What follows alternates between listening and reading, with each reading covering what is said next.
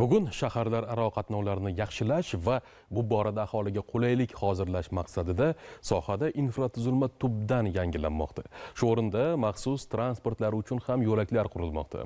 Ayni shu mavzuda hamkasbimiz Asila Tursunboyeva lavha tayyorlagan.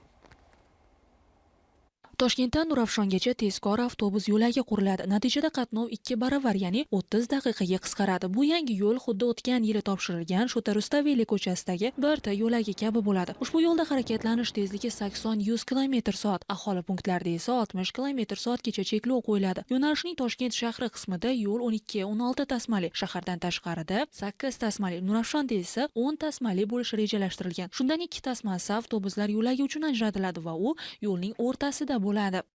Toshkent bilan Nurafshon orasidagi 23 kilometrlik yo'l ko'cha tarmog'idagi 19 kilometr yo'l uchastkasi hozirgi kundagi 4 bo'laklidan 8-10 bo'lakli yo'lga o'zgartirilib, rekonstruksiya qilinib, yo'l o'qi o'rtasidan avtobuslar uchun to'siqsiz harakatlanadigan, yuqori tezlikda avtobuslar harakatlanish imkoniyati bo'ladigan, kesishmalari nolga tushirilgan, deyarli minimallashtirilgan yangi jamoat transporti tizimli tarmog'i shakllantirilyapti. Xabaringiz bor, Food City savdo majmuasida bizda 8 ta avtobus yo'nalishlarimiz bor. Shundan 6 tasi aynan Toshkent Nurafshon yo'lidan kesishadi. Mana shu 6 ta Toshkent shahrini deyarli bir 5 ta tumaniga qatnaydigan avtobus yo'nalishlar tarmog'iga bevosita bog'liqlikni ta'minlaydigan bir tizim shakllanadi.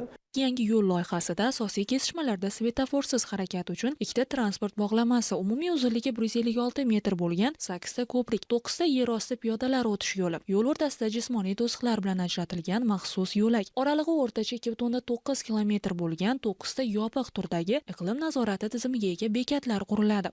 Tizim birinchi navbatda Toshkent shahrini Nurafshon bilan bugungi kundagi bog'lanib turgan 19 ming kunlik transport oqimini kamaytirishga, kunlik 44 ming yo'lovchi oqimi bor shu yo'nalishimizda. Mana shu yo'lovchi oqimini salmoqli katta qismini jamoat transportiga yo'naltirishga, shu bilan birga 7 ta bo'lak bo'lgan jamoat transporti har xil yo'nalishlarini bir jamlagan holda samaradorligi yuqori bo'lgan yangi BRT jamoat transporti tashuvlar turini joriy etishga imkoniyat beradi. Bu transport vositalarining soni kamayib, ya'ni jamoat transportiga o'tishga hisobiga transportda sarflanadigan yoqilg'i resurslarining iqtisodiga, bu esa o'z navbatida havoga transportdan chiqarilayotgan zararli gazlarning kamayishiga va transportlarning umumiy soni kamayishi, shahardagi tirbandlikning kamayishiga, bu yo'nalish bilasizlar, Farg'ona yo'li yo'nalishimizda juda katta tirbandliklar doimiy kun davomida kuzatilyapti. Mana shu tirbandliklarning ham bir muncha kamaytirilishiga, shu orqali aholimizni